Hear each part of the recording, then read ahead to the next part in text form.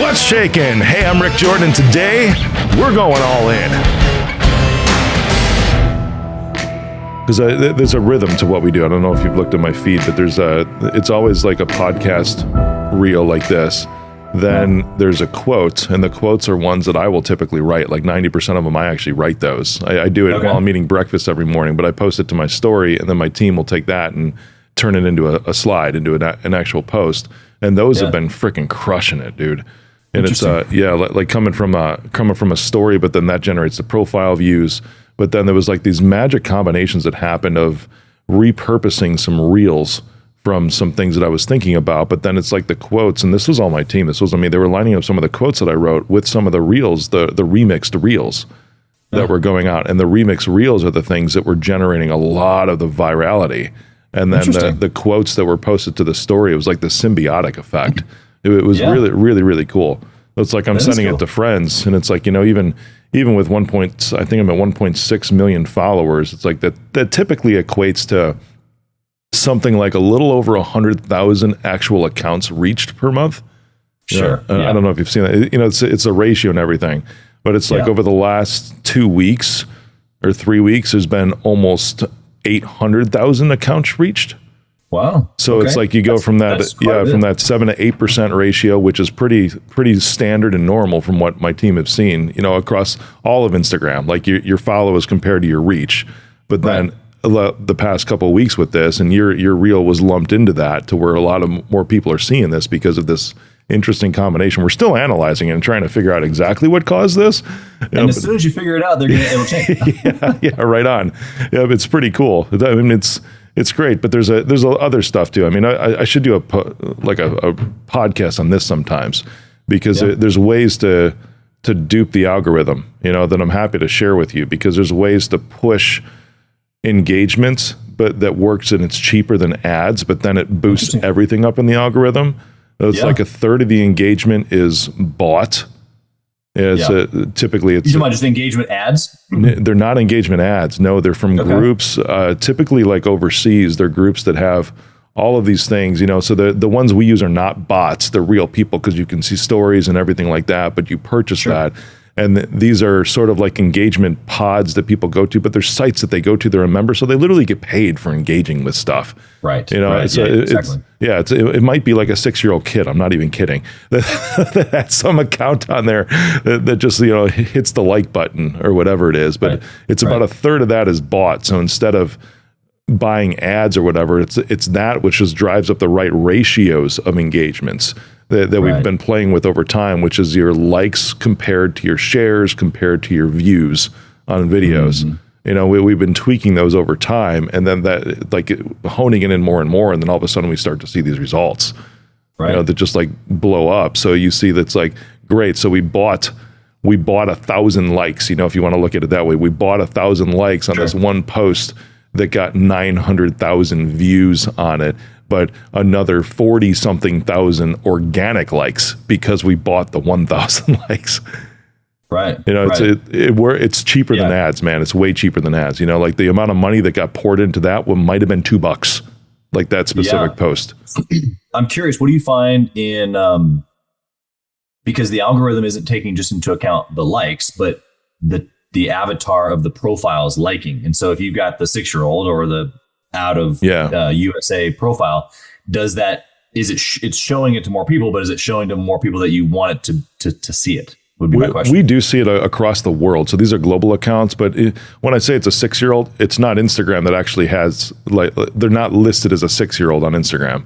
Sure. Yeah, it's just a kid, that's probably got an account that's listed as an adult, except that the terms and conditions, all of that, Or, it might just be like a 16-year-old, a 25-year-old. They're just sitting all day, just double tapping, and they're getting paid for it. But these accounts are across the board. So it's, from what I've seen, it's kind of been like a 50-50 split, because I've got even the podcast. This is, I didn't even know this until a month and a half ago when my team was looking at the stats. It's a global 2% show. 51% of the audience is in the US, which is great. That's awesome. That's where I want it. But then it's like 41% is India. I'm not even kidding, and it's which that's great.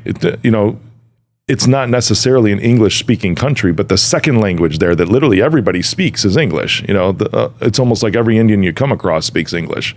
Sure. So it's fine. It's just as proliferated as I think it's Hindi, right? In India. But then the language. I start to see the same results in social. Right. Literally that. So in this last month, you can see the split between the US and India almost the same as the podcast is. Right. So it's kind of cool, and all of them spend money. So whatever, that's all good. But it's a lot of it's a cool symbiotic relationship. I haven't actually pushed any products towards the Indian market whatsoever. Maybe I will at some point. I don't know. But the following I have that's US based does plenty well for me right now. Because if you're taking a look at a little over 1.5 million followers, I'm perfectly fine with having 500,000 of those from the US. That's good. I'm good with that. It does what I need it to do.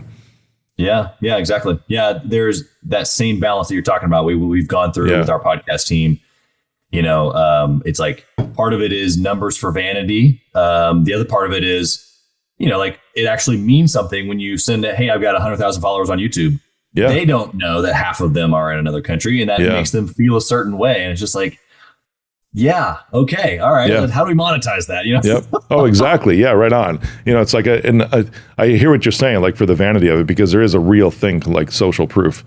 I don't know. We're probably recording already, but this is this is great. Cut it up. Yeah, I know it's great, right? Yeah, but it's there's the purchase engagement that I'm talking about, and whatever about the followers. But then I've never done sponsored posts. I don't know if you have at all. But then you can show legitimately, on any given month, I can go be I am reaching 150,000 real accounts every single month. Right. Out of that, right. And that's worth money. That's real reach. That's real organic reach. Actual real people that are out there that you're able to touch and put something in front of, whether it's a sponsored product or whatever. That's the real number. People don't see that unless they're in your insights. But if it's if somebody's out what's your actual reach, it's almost like, well, cool. Here, let me take a screenshot and show you what my actual reach is every single month because it's legit. Yeah. I think that's how agencies are moving forward too as well. I find myself, almost stuck maybe in the digital direct space, direct sales. I worked with Frank Kern for a long enough period of time to where it's like, we generated leads, but where are the sales? Yeah. We got 14 million views, but did it do anything? Now what we're realizing is that there is this element of that. If you don't have that, even if it's partially not the avatar that you're looking for, if you don't have it, then other people wonder well, are you even legit if you're not having, million views or whatever? It's like, man, this is an interesting game. It is a very interesting game. Yeah, very much so. I'm seeing the benefit now. This is interesting talk. So we're just having a real conversation. I don't know if we're going to keep this in, but if you are listening, this is good talk. It's I've never, just like the show, I've never actually taken sponsors on, and I've never actually posted anything for sale on my Instagram account either. Never done either of those. But from a social proof perspective, it's like now that I have a public company, this is another thing that I've noticed. Now that I have a public company, shareholders go and find me, and then they're posting in these stock forums. It's like, holy hell, it's like we've never seen this connected of a CEO. I've seen these kinds of comments, but then because of what I'm posting, and they're like, I'm following him now. I'm listening to his podcast. Hey, did you see Rick's podcast this week? And these are shareholders and potential shareholders of my public company that at some point, you're talking about the real sales, right? They will at some point and have tipped to where they're placing buy orders. On the stock, and starting to trade within my own company. Though it's been a long time in the making, obviously, but years, and I've never sold anything. But still, I think there's a lot of intangibles. I'm curious, when you worked with Frank Kern too, it's like, where are the sales and everything? But what about I'm very much realizing the indirect positive effect from having a social presence like this.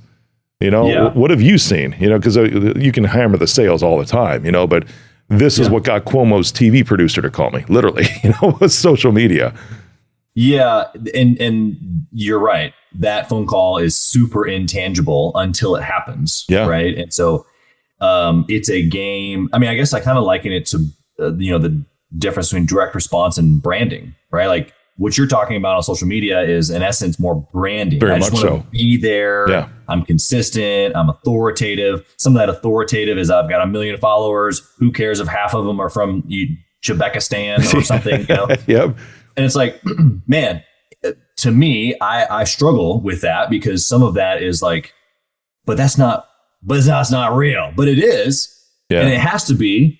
And you have to be in a certain position in order to get people think a certain way so that they even listen to you, no matter how good your content is. Yeah. And I've realized that is that I have an incredible content myself and or people that I have on the show. But if we don't play the game, which is this is what we're talking about over here, if you're not playing the game, then most people don't listen because most people don't understand. They just see it on a surface level. Like, oh, if you don't have 1 million followers or if, you know, the CEO of this public company isn't XYZ, then it's probably not that good. And it's just an assumption. Yeah. Yeah. I'm with But that's you. what we're talking about is branding and marketing. Dude, it totally is. We didn't even plan this. We just started talking. This is how good of friends we're going to become, for real, Chaz. No joke. Yes. I was on your show and now you're here and we just started talking. We didn't really even like start the show, but we started, you know? Yes. It's yes. I love it. Can we stick on this for just a bit? This is a cool conversation. Yeah. You know, love it. I love it. It's the indirect stuff, and you're talking about playing the game, but the symbiotic circle, because I was talking about the shareholders and all that, but now they're listening to the podcast as well. So it's like this circle. And, you know, even though it's like every public company goes through ups and downs, and we've gone through our ups and downs, we're fighting with OTC right now. You know, and it's, you know, we actually have lawyers on this thing to where we're on this, but it's like the ones that I see, because there's those that are out there literally, like this was a post the other day on one of these stock forums. It was, fuck you, Rick. You know, and I was like, cool, that's awesome. But then on the other side, it's like, you know, because they see where things are at, and it's like they're not going to see behind the scenes, whatever. It's like I can only imagine what some politicians go through, because I'm seeing very similar things. I'm relating it to that. But then they'll go back and it's like, hey, have you heard his podcast this week? It's like, I'm so glad I held. I'm so glad I'm still in this. It's like I believe in this guy, even though he's got bumps in the road. But it came back to what you're talking, like branding, even though it hasn't directly sold anything, but it's built the confidence up in who I am just by putting out content. Yeah. Well, it's a humanization factor, right? Yeah. Like you just said that they have trust in you because they heard you on a podcast. If you didn't produce the podcast, then where would they have known that you knew that thing that you were talking about? And so someone like right now might be listening. They might be literally looking up this podcast because they were looking at joining Gathering the Kings, which is my mastermind group. Yeah. And they searched Chaz Wolfe on podcasts, and boom, here comes up this podcast. And so now they've been listening for the last 10 or 15 minutes about us talking about branding, marketing, indirect, direct. And here I am talking about X, Y, and Z. And they're like, oh, this dude actually knows what he's talking about. That's the intangible that we kind of mentioned earlier that you kind of hinted at that I didn't really answer your question. I don't know how many times that happens on a monthly or weekly or a yearly basis for you or for me, nor will we ever know. You know, it's just like, I remember sitting in a room, with Grant Cardone and Frank and Frank was on the phone, and we were basically like trying to figure out, like, people clicked here and then they went here and then they went here and then there. But it's like they went to YouTube, but then they went over here. But then sometimes, you know, if they really saw that one, then those people really like to come over here and watch like it was like this just confusing thing. And then boom, out the bottom, digital customer journey. Yeah. Yeah. And so as much as we try to dial it in, right. And that's what I was saying about the direct response. Cause a guy like Frank Kern's like, you know, I want to be able to, I want to write ad copy. I want to write an ad. I want to see how many views, how many clicks, how many sales calls, how many purchases, and it's all math. And if you can't do that with your marketing, then you're losing money, except for the intangibles that you and I are talking about, which throws the whole thing out the window. And you're just like, well, I don't know how having this works, but it works. Yeah. And until it doesn't work, you just be able to try something different. Yeah. You know, dude, I had this origin story. You know, you're talking about that too. I filmed it 3 years ago. You know, it's like this 8-minute short film.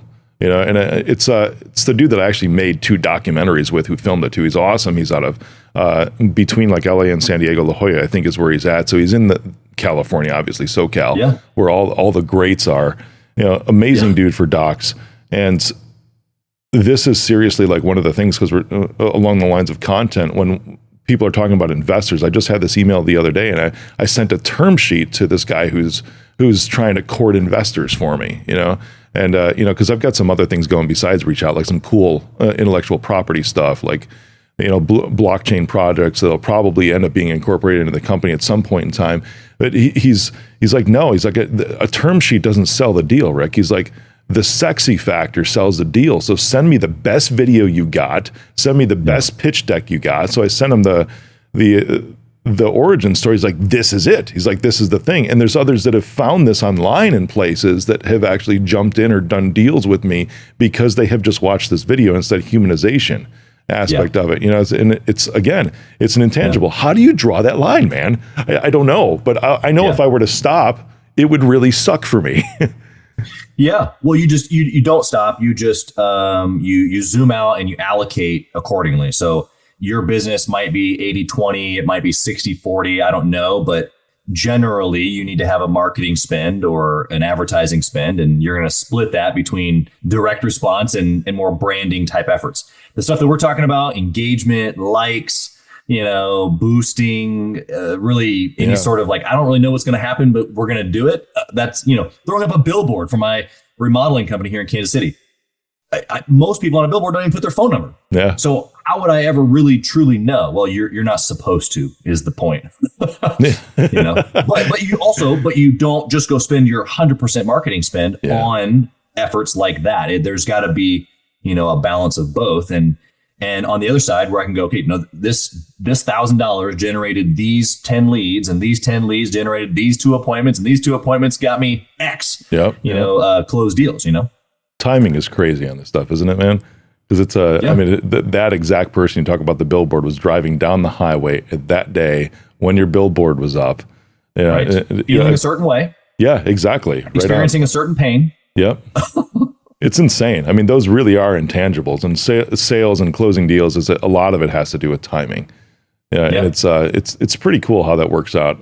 How do you feel? I was just listening to Alex Hormozy just yesterday on a awesome dude. Yeah. On a clip. Oh yeah, totally. Would love to have him at one of our events. But he said, they tested a 15K, same product, 15K, 25K, 30K, 50K. And he's like, basically our results were, we created the same amount of revenue. So we sold less of the 50K, but same amount of revenue, a lot more of the 15K, but more customers. And he was like, for me, I would rather have more customers that I could then upsell and X, Y, and Z to. Yeah. And so he's like, the point is that some people, they want your thing at the 15K and the 50K. Just more people can afford it over here, And so that's kind of actually gone against some of this like very high ticket coaching in the last probably 5 years of like, for sure. I'd rather have 100K product and 2 clients as opposed to all these little bitty 2K clients. And so I think that there's valid on both sides, but in essence, what you're just saying there is kind of interesting timing wise. Yeah. Because there are people out there who want your stuff, but today doesn't work. Yeah, exactly. Probably because of the timing or the money, Yep. It's funny. I just noticed something. This didn't start, but you see this light? Oh yeah. I do. That wasn't here when bottom right hand corner. This one right here. Interesting. I don't know if that's coming from somewhere, but that was there before. There. Where is this thing coming from? For real? Put your hand up there. See if it shadows. Yeah. So it's coming. Yeah, right there. That's you know what that is? Okay. This is the reality of podcast production here. I think I know exactly what this is. I think watch this. I bet you it goes away. Here we go. Never done this. Nope, it's still there. Who knows where this is coming from? Okay, well, we'll figure that out later. That just start. Oh, I see what it is there. Okay, so outside there's a window that I have here in the studio. There's a couple windows in the studio, so people walking by through the office can actually look in and see what's going on. There is a van in the parking lot out there, and the sun's just at the right angle, and this is bouncing off the windshield. The sun is bouncing. It's none of the lighting that's in here. If anybody can see that, can you guys go close draw the shade on that window for me, please? That would be wonderful. I've got that's funny. I saw that. Yeah, and it wasn't there to begin with. That's hilarious. Yeah, it looks like it's gone. Now there's a cloud now. Now it's shady outside. That's hilarious. Awesome. I saw it was annoying me. It almost looked like we were starting to tell ghost stories about Instagram engagement. Ghost stories about Grant Cardone. There we go. And Alex Hormozy. Yeah. There might be some. Yeah, that's right. There really could be. Well, dude, this is fun. Tell me about Gathering of the Kings. Tell everybody about Gathering of the Kings. I want to hear about this because it's your passion, man. Yeah, it is. You're right. It's funny. I was just talking to somebody earlier today. He was actually wanting me to start a software business. And I'm like, look, man, I'm all in on this thing. And he's like, for real? Like, you're all in on this thing, really? And I'm like, yeah, this is my life's work. Uh-huh. And his question was, at 37, that's how old I am, how do you know this is your life's work? And I was like, well, under my current enlightenment, my current understanding of what my life's work is, let me say it like that, is that I'm going to help entrepreneurs win in all areas. Yeah. And for us, we define that, as 5 dimensions: the business and finance dimension, family and marriage, health, physical and emotional, faith, which is spiritual and self-confidence, and lifestyle, the things that bring us joy. And my belief is that you and me and anybody who's listening, not only should we be winning in all areas, but we must. And that success otherwise isn't success at all. And I've just seen too many people, probably you have too, that have the nice fill in the blank and then no relationship with their kids, or, the exit of a beautiful public company and millions, if not billions, and then die a few years later of a heart attack. Yeah. So what is success? I think that first off, we define that all individually, but I think collectively, generally, most people want to win in all areas. And I think that we call winners to the group, because when you step into a room of winners, Rick, you know how this works. When you step into a room of winners, it's a different vibe. It's a different frequency. Very much so. Yep. The energy in the room real is just real winners, not the ones that are like, hey, I'm a winner. Look at me. Yeah, no, people doing big things, Yep. And I to your point there, Rick, I think that the caveat there is humility. I just posted about this morning, actually. Can you have this play where you're grateful, right? We talk about gratitude in a morning routine, but really what that's leading me to is more self-awareness, right? Self-awareness brings gratitude. When I'm more self-aware of the things around me, the people around me, the things that I have or don't have, then I become grateful for what I have or those that are around me. And so that eventually equates to humility. So if you know somebody who's super arrogant or cocky and doesn't have the humility piece, they just lack self-awareness is typically what it is. And so if you can have that element, but also have this deep, burning, driven to win desire, then now we're talking about a fairly unique individual. And that's how I would classify the kings, quote unquote, inside of Gathering the Kings. There's kings, queens. We don't, it doesn't have to be a male or female thing. We've got plenty of both. But the mindset is the same. What you just said, they're winners doing big things who have this like grateful but not done spirit about them. They want more. I love that. And you absolutely can tell by the vibe that they're throwing off with that inside the room. There's been several masterminds, that I've walked into, probably you too, that you can just, at least in the moment, because let's be real, I will be vulnerable if you be vulnerable with me. There was probably a moment where I absolutely thought that, the only thing that you should do is like promote yourself, because who else is going to promote you unless it's just you? And there's a true component to that.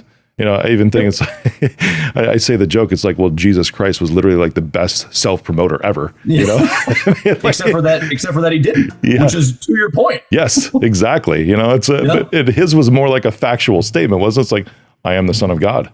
Like that was it. There was nothing arrogant about it. It was just stating it like it was a fact. And I went through something with the Navy SEAL a while back where he was coaching me on some stuff. And I'm like, dude, I don't want to sound like I'm egotistical or arrogant. He's like, well, is it true?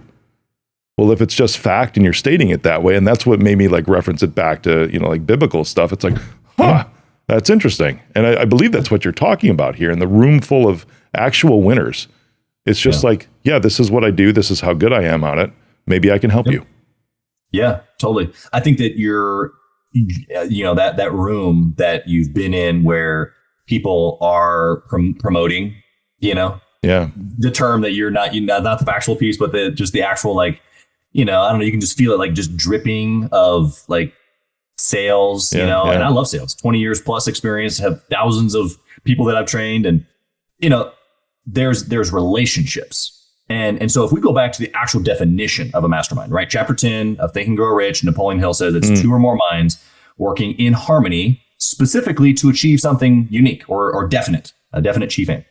And so what is that, right? So if the room is to sell each other our stuff, or to, stand up in a networking meeting and give your 30-second spiel of, hey, this is who I am, this is what my company does, and here's how you can refer people to me, cool. But like, that's not what a mastermind is, right? Mastermind is where two guys get together, even right now on Rick's show, and just spitballing back and forth. And what is created is something that would not have been created if our two minds didn't get together. You got it.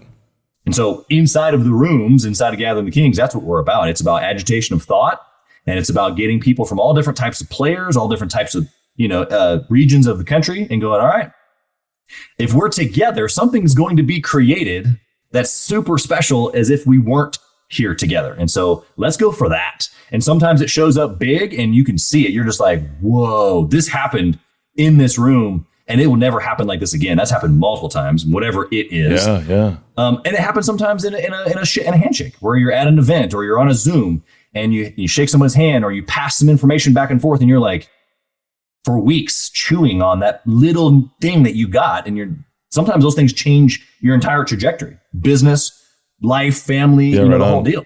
That's really cool how you're putting this into perspective, because it's almost like an approach of contribution when you're walking into these rooms or these handshakes, even just as small as a handshake, because rather than an approach of withdrawal, if I could contrast those two things, because masterminds, as you know, some of them, we'll say some of them, these other rooms we're talking about. When you, if most listen to this, but I just did some air quotes, everybody, those other ones, you walk in and you're expecting to take something from it. Right. And it's, I can understand that too, man. And I get it, because it's like, what's my return on investment from being here? But it's more like, what can I contribute? Because the only way I'm going to have a return on investment is if I start with a contribution going in. And if you have that approach of contribution, then it's like the withdrawal is just, it's almost like the ATM is just going to start spitting out cash. That's right. Well, you have to ask yourself, Rick, how did you learn that? At some point in your career, you realize that the more that I give, the more that I get. And that sounds cheesy until you experience it. Well, what's interesting, dude, you're talking about there was something you said that really hit me hard. And it was when you said, like, this thing that happened, this special thing that happened in this room could have only happened because we were in this room. Yeah. And, it's not exactly how you phrase it, but then I thought, well, if one person was there without the approach of contribution, what would have happened in that room would have been completely different. Yeah. And that's lack of harmony, which is, I love when you start really like dissecting this stuff like I have. I'm just like a student of this stuff, but we're so going to create a meme, just a boomerang if you're doing that. We got to do that for real. That's brilliant. Producers like snap. But in all seriousness, right? So like it's in the definition, it says two or more minds working in harmony. Well, what is harmony? Yeah. I mean, okay, so in the mastermind, whether the mastermind is this podcast or the mastermind is my marriage or the mastermind is an actual room of entrepreneurs that I put together called Gathering the Kings, it doesn't matter. If there is no harmony, there is no mastermind. They're the thing that we're talking about that gets created. It doesn't happen if you're disharmonious, So think about that for just a second, because what you just said is actually more powerful than the principle itself, because the principle itself won't work unless harmony exists. Yeah, for sure. How do you find that person? It's like, now I go to like a protective mode, right? As we're talking about this, like, I'm going to find that asshole, the one that's disharmonious in this room, and I'm just going to kick this shit out of him. Yeah, exactly. Well, you're protecting. I mean, imagine, would you allow anybody else into your marriage? That would cause what? That's a great point. Disharmony, right? So you protect that tooth and nail. So why wouldn't you protect your circle? Your mastermind. Dude, I love it. I can actually envision us, like you and me on a stage right now, having a fireside chat. That's kind of like what we're doing today. It's got that feel, bro. For real. That's it. I mean, it's like we just walked up, we zoomed up, of course, right? We just walked up and then we're just sitting in a couple of chairs and we're just having a cool conversation, literally about everything that we wanted to have a conversation about. Like all of this stuff right here. My team's amazing at coming up with some questions for me. And I don't know how many times I've actually gotten any of these questions. when it's been great, when it's been great people like you, for real, man. It's just, I love it. It does make a difference. It sure does. It's, I'm so excited for what I think that's going to come out of Gathering the Kings, because I can see your heart and I can see where you are. And I think that's what has happened today too. Is that you allowed just an exposure of a lot of things, brother. And I appreciate you bringing that approach of contribution today as well. Yeah, man, it's the only way to be. I mean, I was just in a lunch meeting last week with an entrepreneur that I'd met locally here a couple weeks before, and hey, let's grab some lunch type of thing. And he was asking me about, one of the biggest mistakes that I'd made, and I was telling the story based on a business that I opened out of fear. It was a franchise, it was a territory that I was trying to protect. Mm-hmm. And I ended up losing hundreds of thousands of dollars on that deal. And my wife begged me not to. I should have listened to her, but I didn't. I've learned my lesson there. I always listen to her now. But in all seriousness, the backwardsness of that was that, it's like in the moment of me putting that business there or being afraid of someone else is because a couple of years before that, I had been open. I had been vulnerable with some other owners here in the area, and we were kind of mapping out the area. We, same franchise brand, and hey, if you go here, then I'll go here, and we won't cannibalize each other. And they basically took what I shared with them and started to implement my plan. Yeah, wow. Like right underneath my feet. It was pretty terrible. And I'm 25, 26 going like, wait a second. Like this actually exists? Like thought we were trying to harmonize here, Yeah, I get you. And so that can make you jaded, which then leads to what most people know of in business as like this ruthless, like dog eat dog, and it doesn't have to be like that either. And so I appreciate you saying that about me, but my encouragement is to the listener that whether you've experienced the dog eat dog like I have, or you haven't yet, it does exist, but that's not how it has to be. It can be open like this, like Rick and I have been today, whether we have a similar business or not. I've had other people who have other groups on my show. I have a guy coming to our next event who runs kind of the same thing, but just with a health focus. Like where we're like business and then win in all areas. He's like, and then win in all areas. And I'm having him come to speak at our event because there's abundance. That's is what awesome. It is. Right on. Yep. I love the phrase that I've heard. It's not mine, but it's like two mosquitoes fighting over an elephant. Yeah, exactly. Yes, but here's the problem, Rick, is that most people are so small-minded, like a mosquito. All they can see is right here, and they can't see the whole elephant. And if they could see the whole elephant, the billions of opportunities that there are out there, then they would loosen up. They would just go fly a different part of the elephant and take a bite. But they don't. They see the other guy. They start fighting, and it's my spot right there. Yeah. That's a great expansion on that phrase. Anytime I've ever said anything, it's like doing a chuckle and then that's it. It's like, okay, thanks. There's more to the story. Hey, actually, one of our taglines, Rick, is "Sit with kings. The conversation is different." And thank you. That's what you're saying. Dude, I love it. Chaz, I like you a lot. Dude, I appreciate you being on today, man. I mean, this is phenomenal. This was just a fireside chat today. Brilliant. Yeah, it's good. Everybody, glad to be here. Go find Chaz. Chaz, I have for you at Gathering the Kings on Instagram and YouTube. Yep. And your phone number is 615-727. I'm kidding. Yeah, I was like, maybe that my team gave me that. I was gonna go right along with you, saying, whoever that is, give him a call. Yeah, right on. That's awesome. I saw. I think 615 is Nashville. I was karaokeing with David Meltzer and Michael Chandler, the UFC fighter in Nashville on Broadway at a bar. And I saw this, we'll finish it with this story, but I saw this sign up there and I look at Dave, I'm like, psychic readings now. So we're in the middle of a bar, so I dial it up and everything, and Michael walks over, he's like, what's he doing? He's like, he's calling the number, and he just died, like he was on the floor. It's fun, but yeah, so that's probably why 615 came to my mind. Here's what you gotta do though, is that next time you gotta get a real number. And you gotta, have it point to someone that you want to play a prank on. You got a buddy that you just want a bunch of people to call. Share his number. This is a fantastic idea. He'll be completely confused. Yeah, I'm not thinking of buddy. I'm thinking about somebody I don't like. There you go. Well, I think we're done. All right, Chaz, dude, thanks for coming on, man. You're awesome. Appreciate it. I appreciate you. Thanks for the opportunity.